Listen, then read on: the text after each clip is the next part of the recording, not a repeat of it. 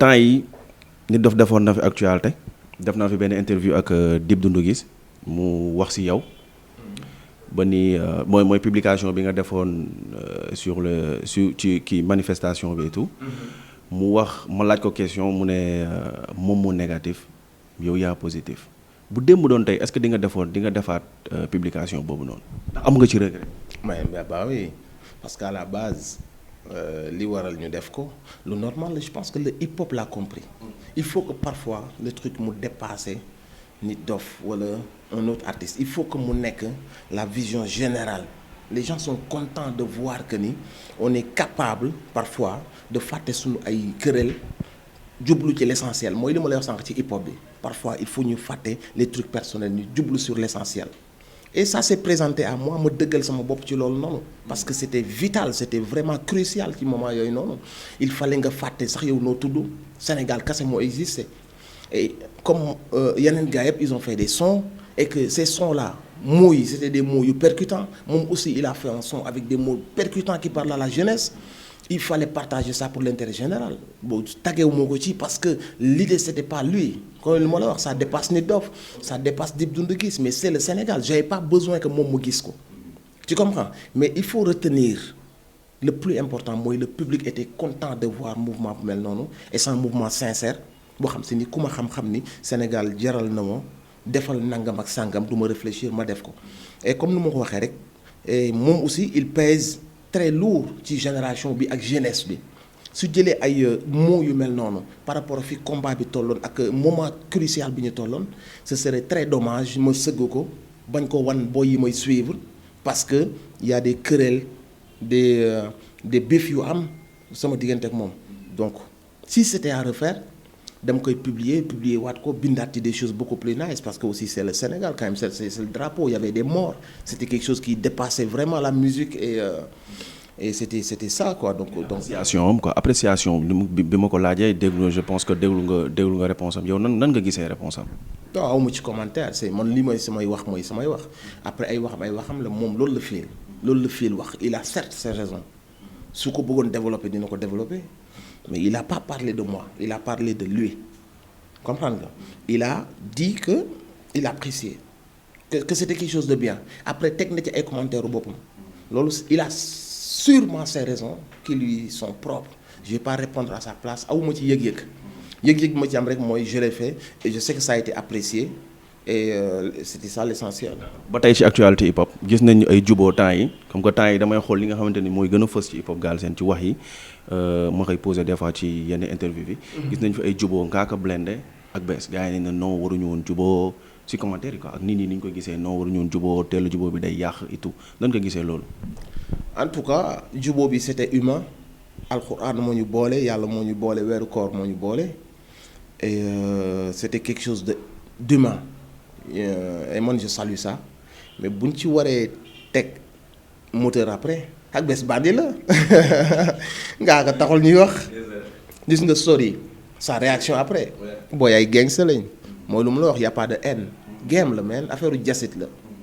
comprendre nga donc booy dañ koy game et man je salue ça il faut pas que mu nekk affaire u imam affaire u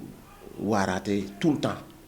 même si daf ci am wàll bu baax la musique ci surtout hip hop Galsen mais ce côté mbedd la ce côté cru ce côté maa koy jël ce côté maa koy fuqati ce côté man kese maa koy téye ce côté doo dara ce côté naa la coob ce côté man maay seen bàyyi man ngeen tapet bu ko kenn jëlee ci hip hop bi c'est ça qui fait le charme c'est ça qui fait que c'est intéressant c'est ça qui fait que ça crée des débats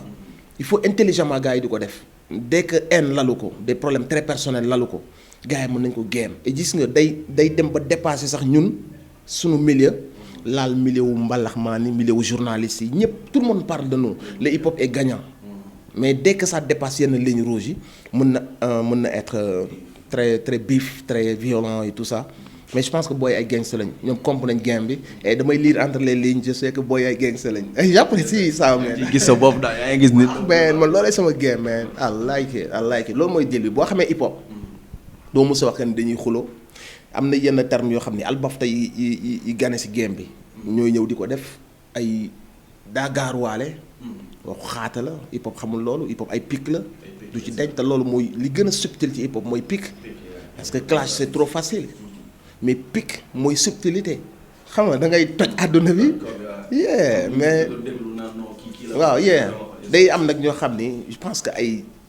aamu mbalax man lañu am mais xamuñu hip hop mais comme clavier may na leen ñu jël camp wala ñu commenter ils connaissent pas les codes dañuy ñëw indaale seen ay termes yoo xam léegi nga ko commencé dégg respect fayul facture y a pas plus salope que ça respect mooy lépp ci àdduna you know man respect mooy fay sama lépp frérot chaque jour ma xëy di gën a kontaan lu ma koy may mooy respect chaque jour ma jot message boo xam si nii je sais que ni tey bis bu ma deewoon samay doom nit dana téye seen loxo ne leen seen bàyyi naa nga mag sàngam à la base code yooyu mooy hip hop loyalty respect representing you know ba xaate yi mujjee ñëw xamuñu game bi bro waxuma ñëpp nag de il faut mu leer am na ci ñoo xam ni maam moom sama clavier moo leen booleeg hip hop diw laa faral moo leen booleeg hip hop xamuñu sax hip hop xamuñu code yi xamuñu lan mooy philosophie hip hop donc ñoo ci indi terme yooyu noonu mais pic ciblé ou pas ciblé balle perdue come on man nigga that's hip hop man yeah ñu jógee foofu noonu en parlant de ay ñi nga xamante ne ñooy commentaire ci hip hop ñoom it temps yi def nañ fi actualité bu bëri muy sama gars yi chroniqueurs yi nan nga leen gisee. non c'est bien nañu rester objectif nañu rester hip hop nañ fi nekkal ñëpp parce que parfois dina am yenn doxalin yoo xam ne c'est un peu sombre soo bëggee am le respect da ngay doxal ñëpp di doxal lépp di clair parce que hip hop comme ni ma ko waxee day màgg musique buy màgg la bu kenn wéer carrière am wala popularité am ci benn artiste bu xew wala bu am doole gis nga affaire bi ci kanam tuuti laara moo ni lay doon parce que il suffit que affaire bi bouger tuuti l'Afrique li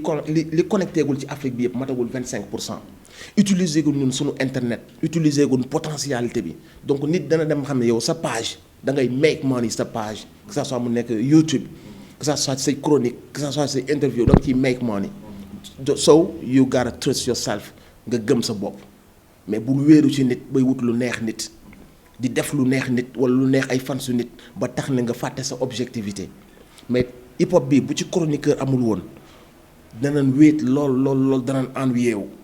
parce que chroniqueur mooy jox affaire bi jëmm mooy jox affaire bi punch mooy tax nit ñi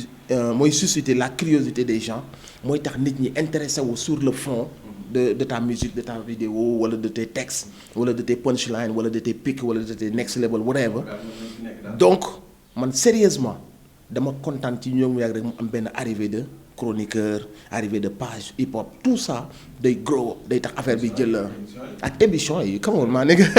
ñëpp si biir man yow yaa ngi def liggéey bu nice ñu ngi koy apprécier je sais que yaa ngi am retour yi donc interview yi mi ngi nice question yi mi ngi pertinente yaa ngi dugg ci caaye gars yi di xam nga c'est bien et en tout cas man damay saluer seen liggéey mais très sincèrement je demande à tout le monde d'être objectif munoo yor page yor communication yeneen artiste